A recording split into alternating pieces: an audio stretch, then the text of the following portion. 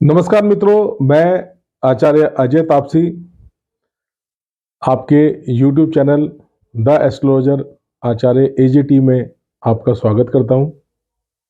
जैसा कि हम अक्सर आपको ज्योतिष से संबंधित अलग-अलग योग, दशाएं, ग्रह आदि के बारे में जानकारी देते रहते हैं। तो आज के इस वीडियो का विषय है केमद्रुम योग। केमद्रुम योग एक ऐसा योग है जो बहुत ही अधिक बुरा माना जाता है। ज्योतिष में बुरे योगों में से एक है केमद्रुम योग। और एक बात और यह है कि बहुत कम लोगों को इसके बारे में पता है। अधिकतर लोग बहुत सारे बड़े-बड़े दोषों की बातें करते हैं, लेकिन केमद्रुम योग के बारे में बहुत कम लोग बात करते हैं। लेकिन ये योग बहुत प्रभावशाली होता है। इस योग के कारण, या ये कहें इस दोष के कारण, बहुत सारी ऐसी समस्याएं हमारे जीवन में आती हैं जिसका हमें निदान नहीं मिल रहा होता। चिड़चिड़ापन, घबराहट, किसी भी बात को लेकर एकदम से उतावलापन। कई बार आप देखते हैं कि छोटी-छोटी बातों पे डिप्रेशन होना आरंभ हो जाता है। धन के जो स्रोत होते हैं या धन आगमन की जो योजनाएं होती हैं वो विफल हो जाती हैं। कोई भी काम बनता नहीं है, कोई भी रिलेशन नहीं बनता। किसी भी काम को करने के लिए आगे बढ़ते हैं तो मन मना कर देता है कि रहने दो, नहीं करना। तो कुल मिलाकर केमद्रुम योग में स्थिति मानसिक तौर पर काफ़ी खराब हो जाती है।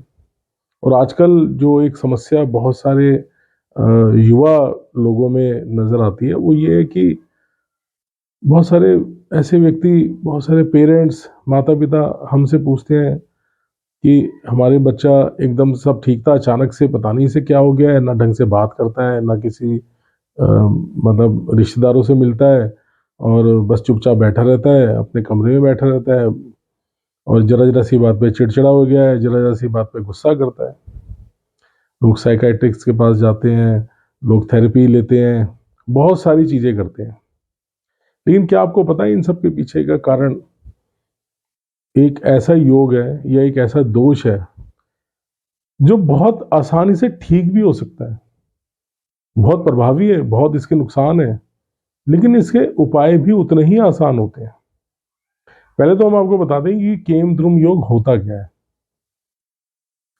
जब कुंडली के अंदर चंद्रमा, जो मन का कारक माना गया है, किसी भी भाव में जब कुंडली के अंदर चंद्रमा अकेला होता है, ना उससे आगे और ना उसके पीछे, ना उसके आगे कोई ग्रह होता है, ना उसके पीछे कोई ग्रह होता है, तो दोनों ही स्थितियों में चंद्रमा अकेला होता है। और इस स्थिति में यदि किसी क्रूर ग्रह की दृष्टि उस पर पड़ रही हो, दृष्टि ना भी पड़ रही हो, यदि चंद्रमा अकेला है तो केमद्रुम दोष बन गया। और यदि उसके ऊपर किसी क्रूर ग्रह की दृष्टि पड़ रही हो तो वो दोष और भी ज्यादा खराब स्थिति में हो जाता है। यानी कि आप ये कहें कि वो और भी ज्यादा प्रभावी हो जाता है। मन के विकार डेवलप हो जाते हैं और ढेर सारी अलग-अलग परेशानियां मन के कारण जो होती हैं, हमारी सोच के कारण, हमारे व्यवहार के कारण जो परेशानियां होती हैं वो आने लग जाती हैं। अब खास तौर से कर्क राशि, वृश्चिक और मीन, इन 3 लगन वालों के लिए या इन 3 राशि वालों के लिए ये योग और भी ज़्यादा खतरनाक हो जाता है। ये ज्योतिषीय ग्रंथों में ये सारी बातें लिखी हुई हैं, लेकिन बहुत कम लोग इन बातों को ध्यान देते हैं क्योंकि अक्सर हम दूसरे योगों के पीछे लगे रहते हैं। बहुत कम ज्योतिषाचार्य होते हैं जो इन चीज़ों के बारे में ध्यान देते हैं। लेकिन केमद्रुम योग बहुत ही बुरा योग माना जाता है। अब इसको ठीक कैसे करें? यदि किसी कुंडली में केमद्रुम योग बन गया है तो उसे ठीक कैसे करें? इसको ठीक करने का पहला तो यह है कि कुंडली में ये देखा जाए कि केमद्रुम योग बन रहा है तो क्या कोई ऐसा ग्रह है जिसकी वजह से वो केमद्रुम योग जो है वो एक तरह से निगेट हो रहा है, खत्म हो रहा है, उसको किसी तरह से हम रोक सकते हैं। तो रोकने के कुछ नियम बताए गए हैं।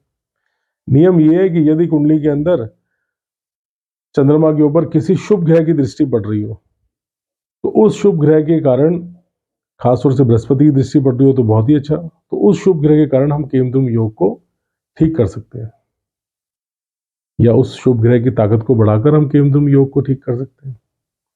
इसके अलावा इसके जो उपाय बताए गए हैं, उन उपायों के अंदर सबसे पहले ये देखा जाता है कि हमारे लिए, हमारे लगन के हिसाब से कौन से ग्रह ऐसे हैं जो हमारे लिए शुभकारी हैं, तो उन ग्रहों को मजबूत बनाया जाए। इसके अलावा यदि हम कहते हैं कि जी हमें कुछ नहीं, हमें तो बस केमद्रुम योग को ठीक करना है, तो इसके लिए कोई उपाय बताइए। काफ़ी लोग हमसे पूछते हैं। तो उसका सबसे सटीक उपाय ये है, भगवान शिव शंकर भोलेनाथ की पूजा की जाए।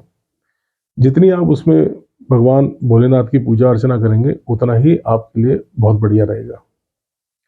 केमद्रुम योग जिसके साथ में, केमद्रुम दोष जिसके भी साथ में है, उसको भगवान भोलेनाथ, भगवान शिव शंकर की पूजा आराधना करनी चाहिए और उनको मंदिर में जाकर जलाभिषेक, रुद्राभिषेक, दुग्धाभिषेक ये अवश्य करना चाहिए और डेली करना चाहिए।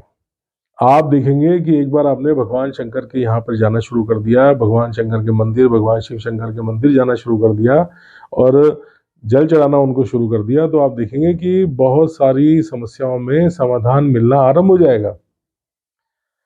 रुद्राभिषेक कराएं, यदि समस्या भयंकर है, गंभीर है, तो रुद्राभिषेक कराएं। इसी तरह से यदि आपको लगता है कि फिर भी बात नहीं बन रही, तो ओम नमः शिवाय का जाप करें, रुद्राभिषेक कराएं और साथ में रुद्राष्टक का जाप करें। रुद्राष्टक का जाप करने से केमद्रुम योग नष्ट हो जाता है और उसके जो दुखद परिणाम है वो सुखद परिणाम में बदल जाते हैं। चंद्रमा से बनने वाला योग है, इसलिए चंद्रमा से बनने वाले किसी भी योग की निवारण के लिए या दोष के निवारण के लिए भगवान शिव शंकर भोलेनाथ का ध्यान करना सबसे उत्तम है, सबसे अधिक प्रभावशाली है। तो एक काम तो आप ये कर सकते हैं। इसके अलावा आप भगवान भोलेनाथ को रोज जल चढ़ाएं और जल चढ़ाने के बाद, पंचामृत चढ़ाने के बाद आप उस स्थान को, भगवान शिव शंकर का जो स्थान है उसको पूरे को अच्छे से धो दें। जितना आप भगवान शिव शंकर भोलेनाथ के मंदिर में सेवा करेंगे, साफ सफाई का काम करेंगे, उतना ही जल्दी आपका ये केमद्रुम योग ठीक होगा, आपके मानसिक विकार दूर होंगे, आपको मन की जो विचलन है वो खत्म होगी और शुभ परिणामों की प्राप्ति होगी। धन प्राप्ति के योग बनेंगे, खुशहाली आएगी, मन खुश रहना शुरू हो जाएगा, लोगों से मिलना जुलना आप शुरू कर देंगे।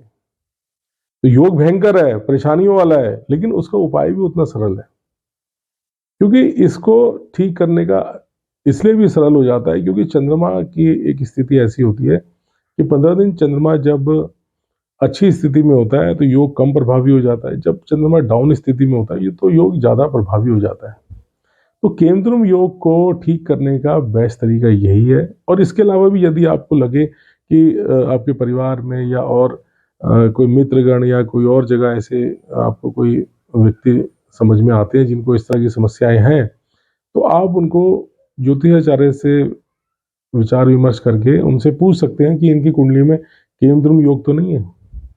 यदि केमद्रुम योग है तो इस कुंडली में आप ये जो उपाय हमने बताए हैं इनको करेंगे तो काफ़ी आराम मिलेगा। और ज्योतिषाचार्य से पूछ के यदि आप अपनी कुंडली का विश्लेषण करवाते हैं और रुद्राक्ष भी धारण कर लेते हैं तो और भी शुभकारी माना जाता है। तो कुल मिलाकर केमद्रुम योग एक परेशानी वाला, एक नकारात्मक योग है, बल्कि दोष है, लेकिन उसका उपाय करना उतना ही सरल है। और ज्योतिष के उपाय करने में आपको सबसे अधिक जो सबसे ज़रूरी चीज़ है वो ये है कि यदि आप ज्योतिष के किसी भी उपाय को करते हैं तो आप उसको निरंतरता से करिए।